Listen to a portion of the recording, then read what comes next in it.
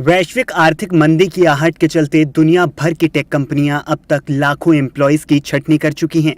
इसी कड़ी में अब एक बार फिर ई कॉमर्स की दिग्गज कंपनी Amazon ने अपने गेमिंग डिवीजन में 100 से ज़्यादा कर्मचारियों को कंपनी से बाहर का रास्ता दिखा दिया है। इसमें प्राइम गेमिंग, गेम ग्रोथ और Amazon गेम्स डिवीजन के एम्प्लॉयज शामिल हैं। ऐसे में इनगैजेट की रिपोर्ट के मुताबिक ले ऑफ किए गए एम्प्लॉयज को पहले से ही इसकी सूचना दी जा चुकी है और उन्हें सीवरेंस पे, हेल्थ बेनिफिट्स और नई नौकरी ढूंढने के लिए पेड लीव्स जैसी सुविधाएं भी दी जाएंगी।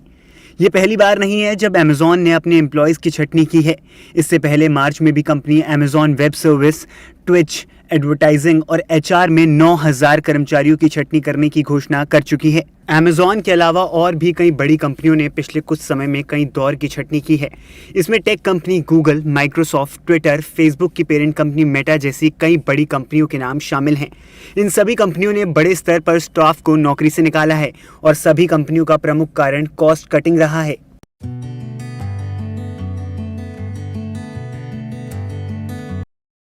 भाजपा के राष्ट्रीय अध्यक्ष जेपी नड्डा ने मंगलवार को पार्टी की राष्ट्रीय सोशल मीडिया टीमों के साथ एक अहम बैठक की।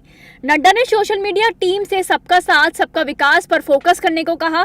उन्होंने कहा कि हमें हमेशा पार्टी के मूल्यों का पालन करना चाहिए और कोशिश करनी चाहिए कि राजनीतिक संवाद के स्तर को गिरने से बचाए। भले ही विपक्ष कुछ भी करे या कहे, हमें अपने मूल्यों को याद रखना जरूरी है। हमको निरंतर सोचना है कि किस प्रकार से हम अपना इंपैक्ट भी बढ़ाएं और मुद्दे पर बढ़ाएं और इकोसिस्टम क्रिएट करें। और दूसरा नरेशन, वो नरेटिव करें। दिन भर चली कार्यशाला का संचालन बीजेपी के राष्ट्रीय महासचिव BL संतोष, राष्ट्रीय महासचिव विनोद तावड़े और संगठन के सोशल मीडिया व IT विभाग के प्रभारी अमित मालवीय ने किया। इस सत्र में सभी 36 राज्यों और केंद्र शासित प्रदेशों में तैनात बीजेपी की सोशल मीडिया टीमों ने हिस्सा लिया। इससे पहले बीजेपी के राष्ट्रीय अध्यक्ष ने मंगलवार को पार्टी के राष्ट्रीय महासचिवों के साथ एक बैठक की थी। बैठक में उन्होंने संसद में व्यवधान और राहुल गांधी की ओर से ओबीसी समाज में कथित अपमान के मुद्दों पर विरोधी दलों को घेरने और 6 अप्रैल को पार्टी के स्थापना दिवस से शुरू होने वाले कार्यक्रमों की तैयारियों को लेकर चर्चा की थी।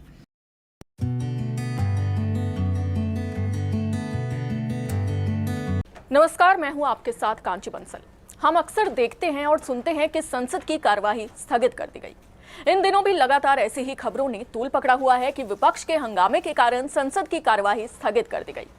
लेकिन क्या आपने कभी ये सोचा है कि संसद की कार्यवाही स्थगित होने में कितना नुकसान होता है और ये नुकसान किसका होता है?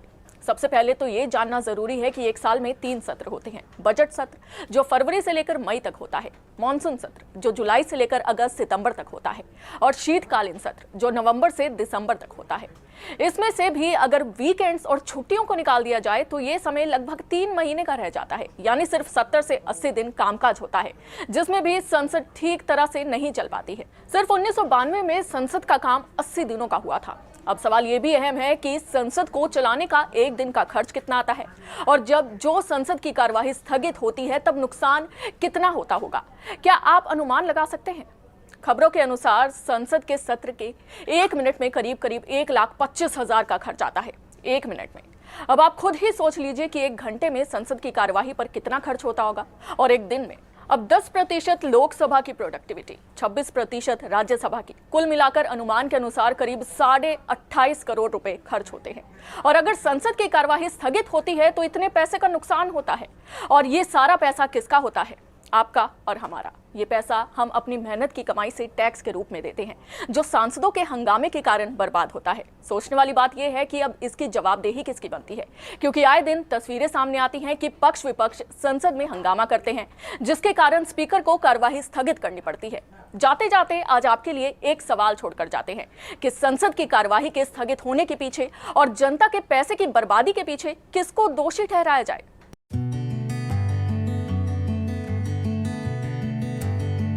NCERT के बदले हुए सिलेबस की नई किताबें बाजार में आ चुकी है।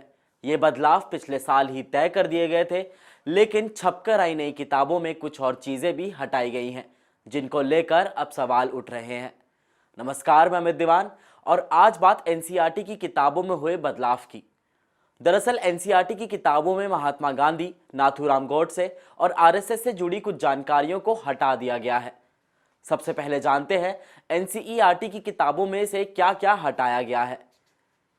एनसीईआरटी में उन चैप्टर्स को हटाया गया है जिसमें गांधी उन लोगों द्वारा विशेष रूप से नापसंद थे जो चाहते थे कि हिंदू बदला ले या जो चाहते थे कि भारत हिंदुओं के लिए एक देश बने, ठीक वैसे ही जैसे पाकिस्तान मुसलमानों के लिए था।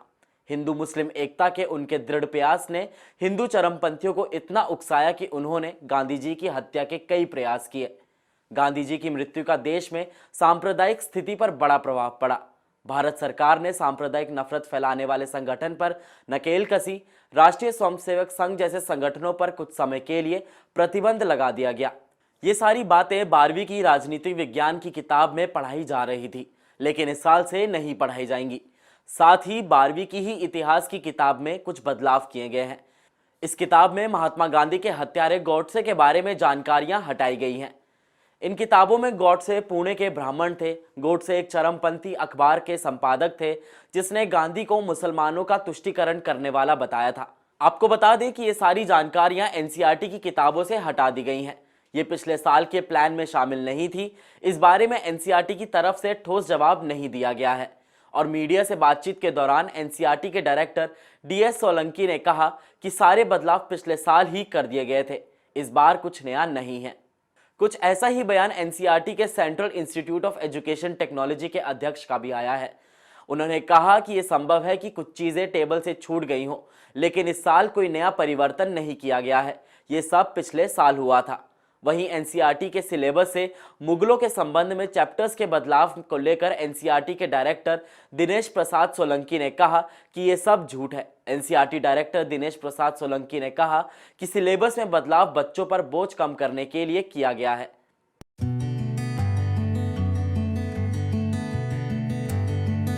नमस्कार, मैं हूं संजीव शर्मा। तो आज आपको बता दें कि मार्केट्स जो हैं आज काफ़ी अच्छे फॉर्म में हैं। लगभग 600 पॉइंट्स का जंप आया है। ऑल अक्रॉस बाइंग चल रहा है मार्केट्स में। और जो इंडस्ट्रियल्स और कैपिटल गुड्स के स्टॉक्स हैं उनमें तो बहुत ही अच्छी बढ़त आज देखने को मिली। आपके सामने देखिए लार्सन एंड टूब्रो, मतलब इंडिया की बड़ी कंपनी और इंडस्ट्रियल और कैपिटल गुड्स स्पेस में जो है चैम्पियन कंपनी, बहुत दिनों के बाद इसने आज सेंसेक्स को लीड किया है। 4% का जंप, बड़ा स्टॉक लार्सन एंड टूब्रो। और ये इसका कारण ये है कि इनको काफ़ी बड़ा एक ऑर्डर मिला है हाइड्रोकार्बन स्पेस में, तो उसके चलते 4% का जंप लार्सन एंड टूब्रो में है। इसके अलावा जो इनकी टेक्नोलॉजी की कंपनी है आपके सामने L&T टेक्नोलॉजी सर्विसेज, इसमें भी आज 6% से ज़्यादा का जंप है। तो L&T ग्रुप जो है आज काफ़ी छाया हुआ है।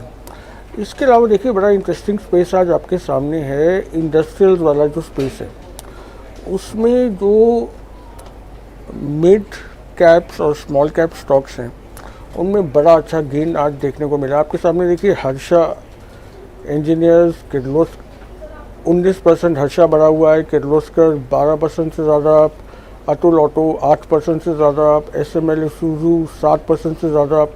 तो इन सब स्टॉक्स में काफ़ी स्ट्रॉन्ग गेन्स आज देखने को मिले हैं। तो मतलब जो इंडस्ट्रियल और कैपिटल गुड्स वाला स्पेस है वो आज काफ़ी अच्छा चला है। उसके अलावा सेंसेक्स में L&T ने लीड किया, लेकिन उसके अलावा जो HDFC के ट्विन्स हैं HDFC बैंक, उन दोनों में भी 2% का गेन था। तभी जाके मार्केट जो है ये आपके सामने लगभग 600 पॉइंट्स का गेन कर पाया। इसके अलावा देखिए बड़ा स्टॉक आपके सामने टाटा इन्वेस्टमेंट, ये जो स्टॉक है आज ये 9% से ज़्यादा का गेन किया है। ये स्टॉक कभी कभी मूव करता है, तो ये आज इसका दिन था 9% से ज़्यादा का मूवमेंट टाटा इन्वेस्टमेंट। तो आज अच्छा दिन मार्केट्स के लिए। कल RBI पॉलिसी है, उससे पहले आज मार्केट ने अच्छा मूव दिया है। बाकी का डायरेक्शन कल RBI पॉलिसी के बाद सेट होगा।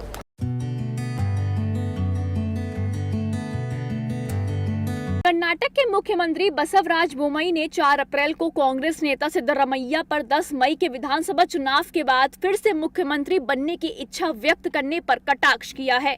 बोम्मई ने कहा उनकी टिप्पणी से संकेत मिलता है कि कांग्रेस खेमे में क्या हो रहा है। इसी के साथ बोम्मई ने कहा कि कांग्रेस नेता इच्छा कर सकते हैं, लेकिन कोई भी लोगों की नब्ज नहीं जानता है। BJP in Karnataka is sinking. It can't come to power. The hate politics and Hindutva is not working in the coming assembly election in Karnataka. तो दूसरी तरफ कर्नाटक के प्रदेश कांग्रेस समिति के अध्यक्ष DK शिव कुमार ने ट्वीट कर कहा, भ्रष्ट भाजपा सरकार जिसमें नैतिक रूप से अपने विरोधियों का सामना करने की हिम्मत नहीं है, पिछले दरवाजे से युद्ध का मैदान पीट रही है। इस बार बीजेपी की हार तय है और वे IT और ED का इस्तेमाल कांग्रेस नेताओं, उम्मीदवारों और बीजेपी छोड़कर कांग्रेस में शामिल होने वालों को डराने के लिए कर रहे हैं। उन्होंने दूसरे ट्वीट में लिखा, बीजेपी शासन की मशीनरी का दुरुपयोग करने के लिए कोई अजनबी नहीं है। ED ने मुझे डराने के लिए IT का इस्तेमाल किया क्योंकि मैं बीजेपी में शामिल नहीं हुआ था, लेकिन अपनी आखिरी सांस तक मैं एक निष्ठावान कांग्रेस कार्यकर्ता के रूप में काम करूंगा।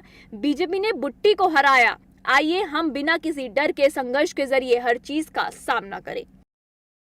कांग्रेस नेता रणदीप सुरजेवाला ने बीजेपी पर भी निशाना साधा है।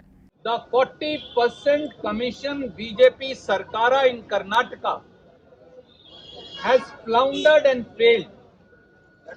The double engine Sarkara, the so-called double engine Sarkara is double droha for Karnataka. It's a double betrayal for Karnataka. Modi government betrays Karnataka on one hand and Bombay government brazenly loots Karnataka on the other hand. बता दें, कर्नाटक में 10 मई को एक ही चरण में चुनाव होने हैं, 13 मई को नतीजे आएंगे। यहां मुख्य तौर पर सत्तारूढ़ बीजेपी का मुकाबला कांग्रेस और JDS से है। चुनाव के चलते प्रधानमंत्री नरेंद्र मोदी विधानसभा चुनाव से पहले कर्नाटक में 30 दिनों के अंतराल में कुल 20 सार्वजनिक रैलियों को संबोधित कर सकते हैं।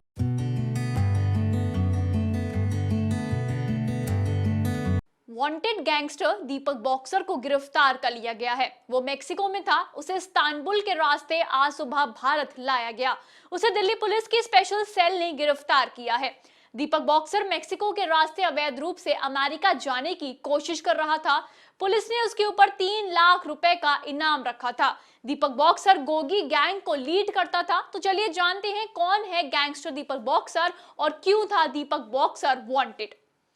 दीपक बॉक्सर कई रास्तों से होकर मेक्सिको तक पहुंचा था। मेक्सिको से वो अमेरिका पहुंचने की फिराक में था, लेकिन वो अमेरिका की एजेंसी FBI के बिछाए जाल में फंस गया। जनवरी में इनपुट मिला था कि दीपक ने रवि अंटिल नाम से फर्जी पासपोर्ट बनवाया था। ये पासपोर्ट उसने बरेली में बनवाया था। इसके बाद वो कोलकाता से दुबई पहुंचा। अब जानते हैं आखिर कैसे पकड़ा गया दीपक बॉक्सर। पुलिस लगातार उसको ट्रैक कर रही थी। उसके साथियों से पूछताछ करने और टेक्निकल इनपुट की मदद से पता चला कि दीपक मेक्सिको के कैनकन शहर में है। कैनकन शहर मानव तस्करों और ड्रग्स माफियों के लिए बदनाम है। दीपक मेक्सिको इसलिए गया क्योंकि यहां से मानव तस्करों की मदद से अमेरिका जाना चाहता था। बीते कुछ महीनों में उसकी गैंग से जुड़े कई लोगों को गिरफ्तार भी किया गया था। उसके रिश्तेदारों और गैंगों के सदस्यों से ही फर्जी पासपोर्ट की बात पता चली थी। पुलिस ने फर्जी पासपोर्ट बनाने वाले को गिरफ्तार कर लिया है। पुलिस को शक है कि मेक्सिको तक पहुंचने में उसने 40 लाख रुपए खर्च किए। इसमें उसकी मदद उसके कजिन संदीप ने की। क्यों था वांटेड दीपक बॉक्सर, आइए जानते हैं। दीपक बॉक्सर भारत के मोस्ट वांटेड अपराधियों में से एक है। भारत में उसके खिलाफ 5 साल में मर्डर और एक्सटॉर्शन जैसे 10 मामले दर्ज हैं। इसी साल 16 मार्च को स्पेशल सेल ने दीपक बॉक्सर और उसकी गैंग पर एक केस दर्ज किया था। उसे गिरफ्तार भी इसी मामले में किया गया है। पिछले साल 23 अगस्त को दिल्ली के बुराड़ी इलाके में बिल्डर अमित गुप्ता की गोली मारकर हत्या कर दी गई थी। इसकी जिम्मेदारी भी दीपक बॉक्सर ने ही ली थी। उसने दावा किया था कि गुप्ता की हत्या इसलिए की गई क्योंकि वो टीलू गैंग का करीबी था। अमित गुप्ता को दीपक की गैंग के शार्प शूटर अंकित गुलिया ने गोली मारी थी। अब आखिर में जानते हैं आखिर कौन है दीपक बॉक्सर। दीपक बॉक्सर हरियाणा के सोनीपत जिले के गन्नौर का रहने वाला है। वो 7 साल पहले तब चर्चा में आया जब उसने गोगी गैंग के सरगना जितेंद्र मान को पुलिस हिरासत से भगा लिया था। सितंबर 2021 में रोहिणी कोर्ट कॉम्प्लेक्स में 2 लोगों ने गोली मारकर गोगी की हत्या कर दी थी। इसके बाद से दीपक बॉक्सर गोगी गैंग का मुखिया बन गया और 2 साल पहले जीटीबी हॉस्पिटल में पुलिस पर हमला हुआ था, इसमें भी दीपक बॉक्सर का नाम शामिल था। Bell icon. Never miss an update.